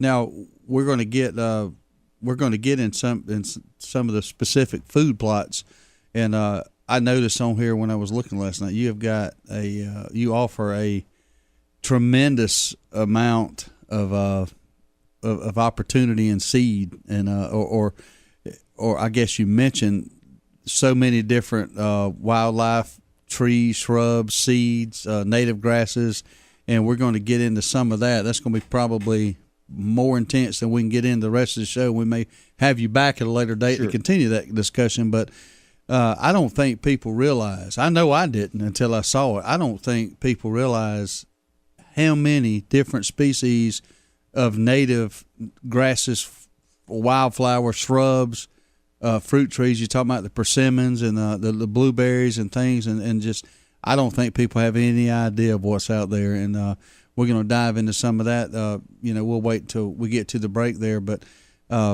you have got several projects going on, and I believe you told me yesterday you were heading up somewhere up in Georgia to check one out. How many actual current projects do you? Well, let's take this call right here. Let's get their call. Good morning, caller. You're on the Good Outdoors. How are you? What's going on, fellas? What's happening? Good morning. Coming up too. Not a whole lot. Talking about Southern Habitats. Check them out on southernhabitats.com. Also, their Facebook page at Southern Habitats. But we're talking about, restoring and ambushing and using native grasses and flowers and shrubs to enhance your wildlife's cover. What you got going on this morning? On the way to work. On the way to work. Good deal. Good deal. How's it been going? Great. Great. It's been going great. I enjoy it. Good deal. The only thing that ain't that great, I don't pick y'all up. Yeah, I know you don't. Well, did you get settled in up there, and I guess you're in a routine up there now, and then your family enjoying it? Everything good? Working on that. Working on that, yeah. That's you were down here for how many years? No, I was down there for about 10 months. Okay, gotcha. But it's just an adaptation, and you got to hang in there and make the best of what's given in the area you're in, don't you? Oh yeah. Well, we sure appreciate you calling in this morning. We ain't never quit thinking about you anyway, and I'm glad you thought enough to call in this morning. Yeah, give a good old call in. Good. You still working on the night shift? Nope, day shift now. Day shift now? Well, that's good. I guess it's good. You like that better? Yeah, I got a weekend off. Yeah, that's real good there. Yeah. Well, hang in there, man. Don't be a stranger. Appreciate you calling. All right, man. Y'all take care. All right, thank you. All right. 229-253-0995 is the number to call. And talking with Joe Reams of Southern Habitats here from he covers South Georgia, North Florida, and I was talking about the projects you got going on, and how many different projects are you checking on maintaining right now? Well, we try to do just one project at the time, but a lot of them are in in different phases. Right. So you're right. We do have technically, we'll finish. We don't have two phases going at one time on two different properties because I like to be there. But next week we're going to be in over near Lake Ammonia in Tallahassee. Right. And I don't know if it's proper to call the name of the client, but we've been over there and done two phases, and we're moving into another one. We're actually getting ready to put in a pollinator garden for these people. All right, yeah. And it's going to be in a naturally occurring area where it'll be maintained by fire. Bunch of real showy wildflowers. Mm-hmm. And then in a couple of weeks we're going out to Definiak Springs to a big tract of land over there, and we're going to actually plant 400,000 native grass and wildflower tubulings. Good night. With a tobacco transplanter. Wow. Well, that won't take but a couple of hours, will it? Won't be too bad. I figure about 10 days we'll be out of there. Well, that ain't bad at all there. That's about 4,000 plants a day or plantings a day. Should be able to do better, but that's what we're... It's a full day at the office. Yes, you listening to the Good Outdoors on 99.5. We're going to take a quick break, come back with Joe Reams of Southern Habitat. So y'all hang in there. We'll see you in just a few minutes. Wow, look at Bob trimming the grass. He's so fast. I know, and that mower is so big. And it's got a huge deck. And it cuts the long grass with deep roots so easily. Yeah, Bob's a bad boy. When you want to cut grass like a champion, get yourself a Bad Boy mower from Nashville Tractor. Nashville Tractor carries an exclusive line of Bad Boy zero-turn mowers. See them now at Nashville Tractor in Valdosta and in Nashville. Quitman, Georgia, and antiques go hand in hand. Tammy's Antiques and Consignment, located at 211 East Screven Street in Quitman, is a traditional Southern antique shop with a little twist, offering a consignment program that fits like a glove in the spacious downtown shop. But the real twist is Zumba. That's right, Tammy also offers Zumba fitness classes as well as tanning. Come by and check out the literally thousands of items upstairs and down. And if you have an item that you want Tammy to sell, bring it in. That's Tammy's Antiques and Consignment, 211 East Screven Street, Quitman, or give Tammy a call at 229-506-9146. Attention Outdoor Nation. Adel Outfitters, located at exit 39 on I-75 in Adel, Georgia, has over 18,000 square feet of outdoor unbelievability just waiting on you. Specializing in a wide range of outdoor supplies for everyone, including hunting, fishing, shooting, kayaking, camping, Little League, clothing, knives, boots, you name it, Adel Outfitters has it. They also have that personal one-on-one attention that you just might not be getting from some of the big boxes, and Adel Outfitters has a whole lot less overhead, so you'll be surprised at the deals. So come see us now at Adel Outfitters, exit 39, Adel, Georgia. Woo-wee! Sweet Tea's Smokehouse on South Hutchinson Avenue, Adel, is the bomb. You ain't had good old South Georgia barbecue if you ain't been to Sweet Tea's Smokehouse. Ribs, chicken, pork, beef, good grief, this is some fine eating. And it ain't called Sweet Tea's for nothing. Ice cold sweet tea and good old barbecue plate with all the trimmings is what living in the South is all about. Head up Highway 41 north towards Adel. Swing into Sweet Tea's Smokehouse for lunch or dinner. Great Southern barbecue like it's supposed to be. And don't forget some of that fine Brunswick stew. Woo-wee! Jones Welding and Industrial Supply has been serving South Georgia and North Florida for over 3 decades. With 9 locations in the South, Jones Welding and Industrial Supply is a full-line distributor for all welding and industrial supplies. The Jones mission is to provide quality products at a competitive price in order to supply the best service available. Jones Welding and Industrial Supply has built a reputation for good, honest, old-fashioned service. For a location near you, visit www.joneswelding.com. Jones Welding and Industrial Supply is a proud supporter of the Good Outdoors. Service. It's a very simple word, but you'd think it's French. At Deep South Sanitation, our service will never be questioned. We are there when we say we'll be there. If there's a couple extra bags by the can, we pick it up. Deep South Sanitation don't care if the lid won't close. All the more reason to dump it. If you're elderly or disabled, the Deep South Sanitation team will get your can, dump it, and put it back. If trash blew out, we don't leave it, we pick it up. Keep the money you pay for sanitation services local by supporting Deep South Sanitation, a locally owned business. Call Carrie Scarborough today at Deep South Sanitation, 229-559-0200. You're listening to The Good Outdoors with Steve, Darrell, and Ronnie on 99.5 Kicks Country. Now, let's get back to the fun. Good Outdoors time here on 99.5 Kicks Country. We've been here since 4 a.m. this morning. We broadcast live and in color every Monday through Friday on Kicks Country 99.5. So we appreciate y'all listening. Going to do a quick weather report, and then we're going to get back with Joe Reams here, Southern Habitats, and finish up our discussion. But hey, much of the same. I've been sounding like a broken record. Today's high is going to be, according to Weather Channel, today's high is going to be 93. I heard 97 last night on TV, but 93 is the high. 75 will be the low tonight. 40% chance of rain. Winds out of the west-southwest at 8 miles an hour, and you can pretty much rubber stamp that same forecast over about the next 5 days. So, you can say that's the rest of the summertime. We're in the South. Probably so. Well, I don't know. It's going to get to that point to where it dries up. It always does when we start begging for rain. And I know Joe doing food plots and all that. He knows what I'm talking about there. We got a call coming in. We'll go ahead and take it this morning. Good morning, caller. You're on the Good Outdoors. How are you? Well, you need to rise up. What's that? I said you need to rise up. We got to rise up, baby. Got to rise up. How you doing this morning? All right, I got what you asked for. What you got? That phone book. Oh, you do got it. Okay, good deal. Well, I'll call you this afternoon. Yeah, call me this afternoon sometime after lunch. I'm going to be down here around 1:30, 2 o'clock. I'll meet up with you and get it. Fine. Thank you, Jason. Fine. All right, appreciate it. Bye-bye. 229-253-0995 is the number to call. That was Big Jason Cooper. I put him on a mission yesterday, and he has come through with flying colors. They're getting me a Moultrie phone book, so be checking on in my good business friends in Moultrie next week a little bit. But we're here with Jason from Jason Cooper is who I just talked to. We're here with Joe Reams of Southern Habitats. You can check his website out, southernhabitats.com. That's with an S. And also like him on Facebook at Southern Habitats. Keep up with all the latest news in his projects there. Let's move into some specific food plot plantings, Joe. I know that your big push right now is with a product I think you call Sweet Tea. Yes, sir. And that's a good Southern name there, Sweet Tea. You got to love sweet tea if you live in South Georgia and North Florida. So tell us about your sweet tea product. Well, it's been a real interesting thing that's happened. I mean, we were 2 or 3 years ago, we've been focusing more and more on game animals. Right.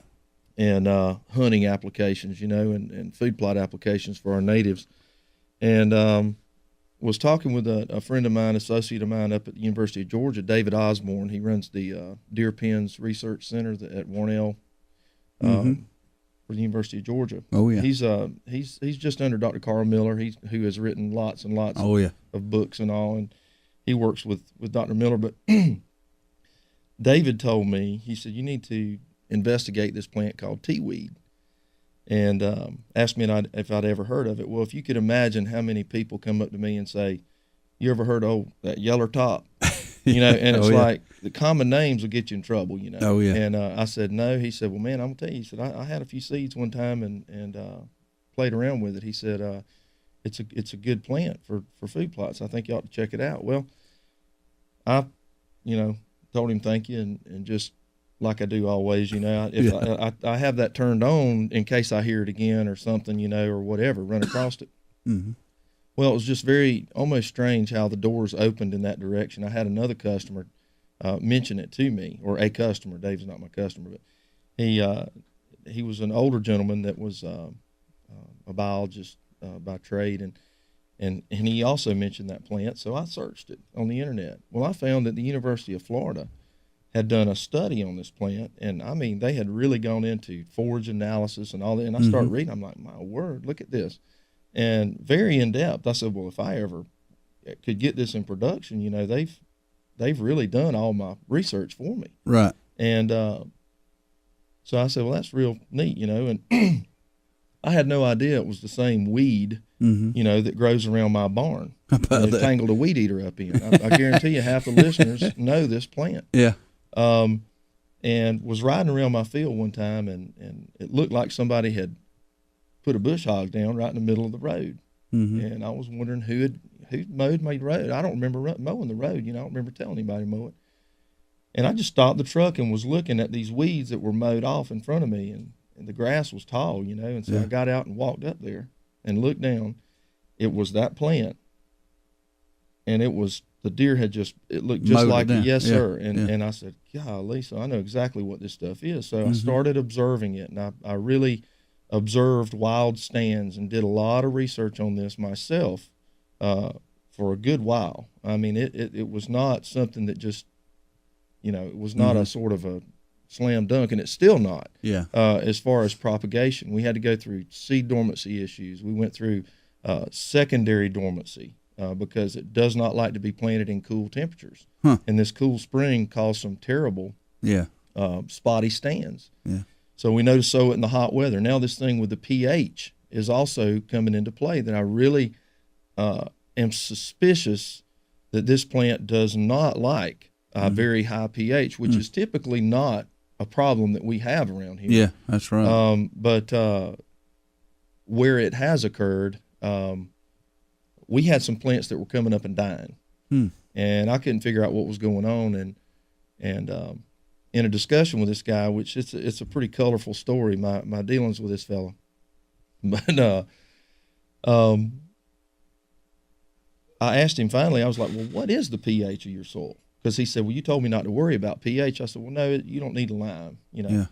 And he said, well, my pH is about 7.2, 7.4. I was like, wow, really? He said, yeah. I said, well, my goodness, I've never tried to grow it in a pH that high. Yeah, it might be what's going on. He said, well, then I need the lime, don't I? I said, no, you don't need the lime. You need the anti-lime. Anti-lime. And so what I'm going to kind of sort of I guess a knee-jerk reaction on my part, if you see some necrosis and some yellowing and stunning of your plants and you fertilized them, I'm going to say put some sulfur on them and let's see if that turns it around. Right. But if you'll look at the pictures on my Facebook page, some of those are wild stands that we took. And it shows the seedlings coming up underneath, the mother plants, right through the pine straw or right through the leaf litter. And it's a pretty acidic environment right now. Yeah, no doubt. You know, I've even got one that shows it sprouting right out of a pine cone.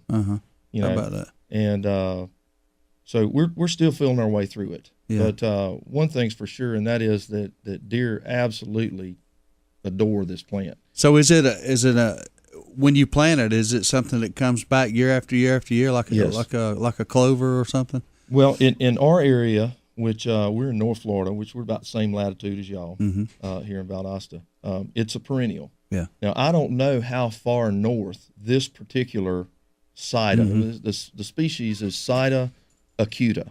Right. Also, some taxonomists have changed the name to ulmifolia. Some of them have kept it Sida acuta and made ulmifolia a variant of. It's just it's not all exact. All we know is that the one that we have, deer really, really like. Now, now one thing that I've noticed is that on my first selection, all of our selections were from stands that the deer were hammering. I mean, I knew for a fact, that the deer would eat it because they were just terrorizing it. Right. Okay, so I noticed that my first planting, about 10% of the plants died after the first year.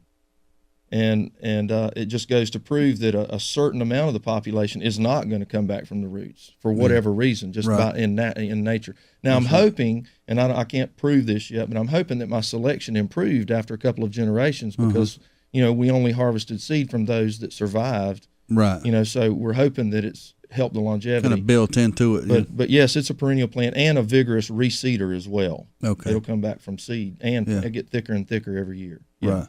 Good deal.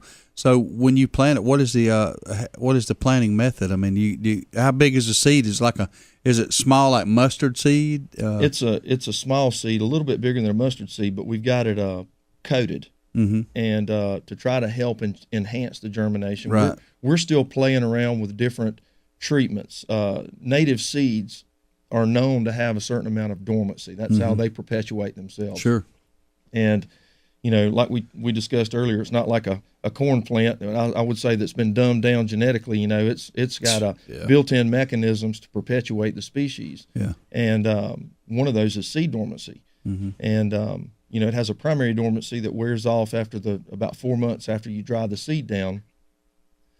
But natives can go into what's called a secondary dormancy based on environmental factors like flood, drought, whatever. So basically, if it needs to hold off, nature's building a mechanism that will delay it or hold it off. And the problem with seed dormancy is it doesn't necessarily just go away right then.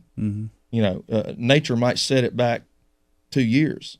And some critters might tote it off. Yeah. I mean, it's like you were talking about balance earlier. It's kind of like that whole chain, but that's not what we're after here. We're after, we want stands established. Right.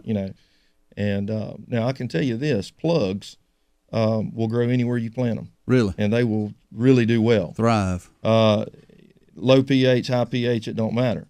But the seedlings are the ones that we think are sensitive to this high pH. Cool. We got a call coming in. We'll go ahead and take it real quick. Good morning, caller. You're on the Good Outdoors. How are you? Steve, good morning to you, brother. How are you? Oh, no, we're doing good, man. About to hit another break. What you got this morning? Now, I just want to say, I don't know the gentleman's name that you got in studio with you, but, man, he knows his stuff. I'm learning all kind of stuff this morning. That's a good interview right there, brother. Mike, he's smarter than I am, brother. Watch out now. Well, you have no idea. My hand in that Y'all better hush or well. some of my friends are going to start calling in and fixing this. That's right. Well, y'all hit that break, Steve. Just wanted to say hey, man. All right, good deal, Mike. Thank you, buddy. All right, brother. Talk to y'all later. Yes, sir. We'll take some more calls when we come back from the break. You're listening to the Good Outdoors on 99.5 Kicks Country. So, Dawson, is Dad still ill about you calling him out on his shooting ability? I don't think so, but I have seen him on the range a lot more lately. Dad always says practice makes perfect. That's what he says, but I don't think it works for adults. Why do you say that? Well, from the look of the scorecard, it's making it worse. Dawson, bring me some more shotgun shells. Okay, Dad.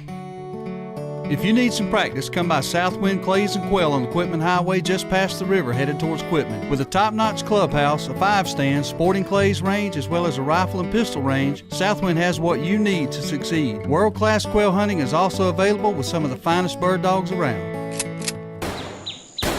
Dad sure shoots a lot. Yeah, if he keeps this up, Mom's gonna be mad. Why is that? Because he's spending all Mom's shopping money on shotgun shells.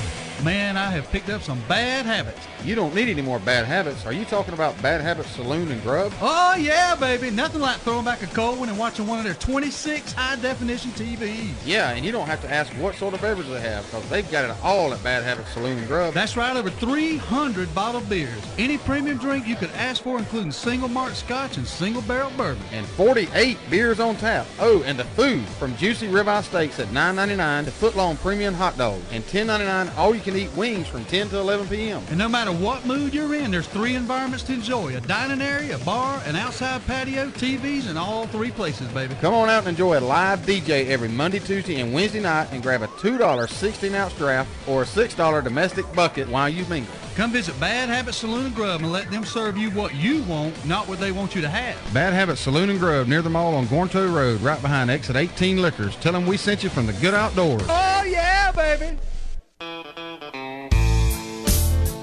Here we go again. Every time there's a food plot to be planted, Darrell's nowhere to be found. You see him, Ronnie? He's probably in the truck eating a dang sandwich. I'm sitting right here by this tree, and they don't even see me. Man, that Real Tree AP was designed to blend hunters with their surroundings, not hide them when it's time to work. I'm so hidden, the scooters can't even find me. Okay, Darrell, come on. We got to get this stuff planted. What's that? Hey, stop it. Real tree. It's so real, a coyote might pee on it. Serves you right, you slacker.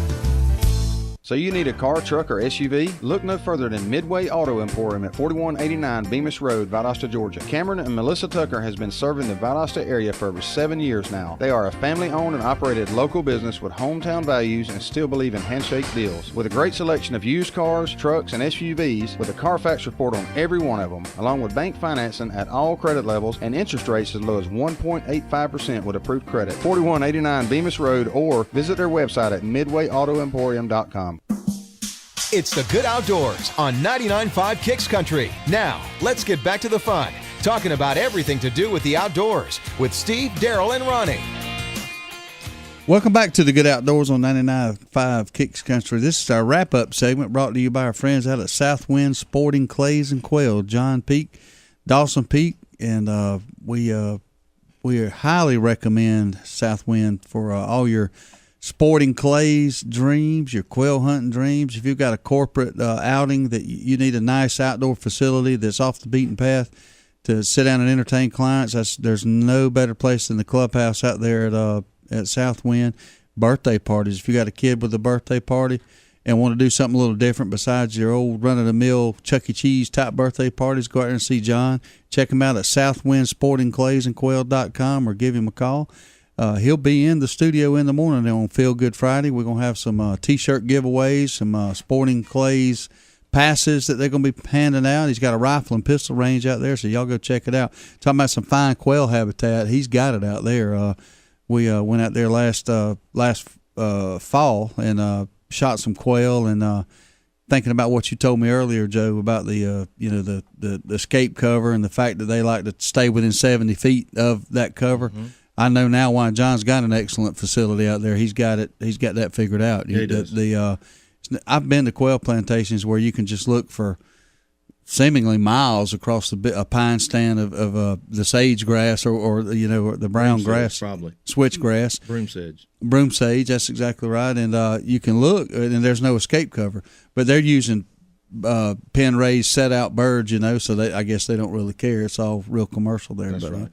It's a totally different environment. But we were talking a little bit about the food plots and the sweet tea and your experience with that. And what time of the year are the deer hammering that product? Right now. They're really wearing it out. Mm-hmm. They didn't really start. I didn't put any protection on my production fields intentionally because I wanted to see when they really took to it this year. Yeah. And they didn't really start browsing it good until the end of May. And the plant was on up. I mean, I'm talking about an established stand. I'm not talking about new seedlings. Right. But that's when they took to it, and ever since then, it's been a struggle to keep them out of it. I mean, I don't know if I should have done that or not, but Now, will they feed pretty hardly on it all throughout the year? They keep. What happens is they'll feed on it all summer. It is a true summer browse. Yeah. And all through July, all on through August. As you get on into September, they seem to kind of back off of it just enough to let it really go into this sort of a dormant reproductive state where it's loaded with seeds, and the deer seem to move away from it during that time. Now they come back to it even again. I was surprised last year, and I made this observation. I wouldn't have thought that the deer would have been browsing it in September when it, with seeds. Mm-hmm. We were picking the seeds. Yeah. But anyway, what we did was we cut it back in October, mm-hmm. and lo and behold, it just shocked it out of that stage, and it started shooting out green growth again. Yeah, that regrowth. Yeah. But the problem was, or it's not a problem, but I love that it does that. But the truth of the matter is, deer are not really after a lot of protein in the fall. I mean, That's right. They're after energy. Acorns and corn and milo and. So March, April, May, June. That's when they're so after they didn't that really protein. and so they really didn't browse that regrowth that I described. Mm-hmm. Of course, it was nice to know it did it, and I'm sure that deer, being the browsers they are, probably they ate there. it. That's right. But they're actually seeking it out this time of year. That's a big difference. And that fills a void there. It's been my experience in trying to manage and plant for deer. Your fall planting, got that down pat. Your winter, switch over to things like winter rye, wheat, oats, fall mixes and things like that. They'll feed on that all through into the, February or so. Then you can put in a spring planting. They'll hit a little bit, but it's it's the period we're in right now that is the hardest void to fill from a management standpoint when you're trying to hold deer on your property. I'm glad to hear you say that. Yeah, I'm excited. The fact of this sweet tea seems like it fits like a glove for that period that you don't have anything really to put them out there besides feeding them corn and which has zero nutritional value really. It's good fuel. It's good fuel. It's good for the fall of the year, but that's they need protein right now. They need protein. That's right. Antlers and bone and milk and all that. That's right. So you've talking about harvesting the seed off those plants. That's probably a pretty intense process, ain't it? Yeah, it's an indeterminate seed producer, and it makes seed along and along throughout the growing season. It's never really in farming we always try to find a good time to do a one pass harvest. That's the most efficient, and try to mechanize, that's just the way to get it done, cheap. But right. I don't think there's going to be a way I can do that with this plant. Really? Because, the seed is really hard to clean for one. Now, if you're going to do it and walk around with a sack and do it, yourself, sure. Yeah. But for me, hand harvest is the only way, that we've been able to do it. And we actually made 5 passes over some of ours last year throughout the summer because it makes a lot of seed that are not any good. It makes a lot of light seed. Mm-hmm. It's just kind of a lot of plants do that. They'll make a lot of good seed, but they'll also make a bunch of seed that are no good. Duds is what I call them. Yeah, like a firecracker that don't go off. So. Yeah. Now on the sweet tea specifically, since that's what we're talking about, what is the can you give me like an average cost per acre like if you're going to plant an acre of that seed, what you looking at? $475. $475, and you're planting something. Right? Am I right? Yeah, because selling it bulk, we did sell some in bulk, and we got it down to $100 a pound bulk for 3 pounds or more, and 4 3/4 pounds per acre is what is translated from that. Okay. The one shaker of 3,000 seeds is approximately 2,000 square feet. Right. So there again, if you stretch that out to an acre, it'd be 4 3/4 pounds. That's right. So 475. And that's sort of a starter plot. Mm-hmm. It's not going to come up real dense the first year. It's slope. It's not instant. Right. It's really not. But the good news is once you plant that, you prepare your soil, you plant it, comes up the first year, the second year it's more, the third year it's more. Is that something that you're never going to have to worry about planting again? We hope not. If you can get now soils are going. We're going to learn more and more about this plant as we go. And I've told all of my customers I'm not going anywhere. as we said earlier, the jury's not still out on this plant. We know it occurs naturally throughout the Southeast. That's right. Yeah. But as we also said, they're finicky. Yeah. And so we're obviously going to find that some soils are going to have to be amended at times. Right. And I think that this pH, as we discussed, is going to be one of those things. But once you find it, if it's still cost effective for you, it's just a perennial. It just perpetuates and comes right on back. It does not mind being mowed. Yeah. So that with the means fact that it reseeds so readily, it reseeds itself. That differentiates it from perennials like the clovers that they market. Because I found that's about a 3 to 5 year deal before you have to replant it. And I guess the reason is it doesn't reseed itself very well. I don't know. I've had cows and I've got friends in the dairy business, but I'm not gonna. I don't know a whole lot about forages, but I have a layman's understanding, and I know that crimson clover, if you manage it right, you can get it to reseed every year. Now it's an annual, but then you got the Durana that Pennington sells. I think it's good, really, really good stuff. But again, it does not work where I am. Okay? No, I've tried it, but it's a great plant now. But in the same way, sweet tea might not be. We've sent some to New York and Michigan, Oklahoma. We've got it. We're going to really find out a lot this year about this plant. Yeah. But we're hoping that maybe we can make it be at least have enough growing season to make seed, even above where the ground freezes. And behave as an annual. It's kind of a long shot, but it might. Well, I've got some land up in the UP of Michigan, and it's I call it the frozen tundra. The ground stays frozen, for a pretty good period of time, and it's a huge challenge to find a good food plot seed up there because the growing season is so short. I mean, you can't really grow a stand of corn up there. I mean, you might get lucky from one year to the next, but that's pretty much out. Your rye and your oats and your wheat, that's about all you got.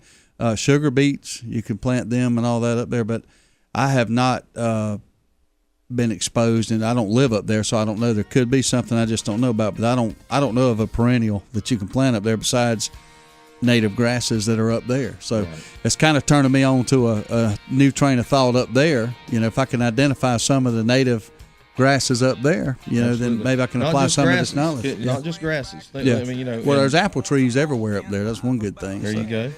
Well, Joe, we've had a good time having you in here in the studio this morning. Appreciate you coming in. Y'all make sure you check out Joe Reams' website, southernhabitats.com. That's Southern Habitats with an S, and his Facebook page at Southern Habitats. So appreciate it, Joe, and we're going to get out of here and make way for Jim Morgan in the morning right here on 99.5.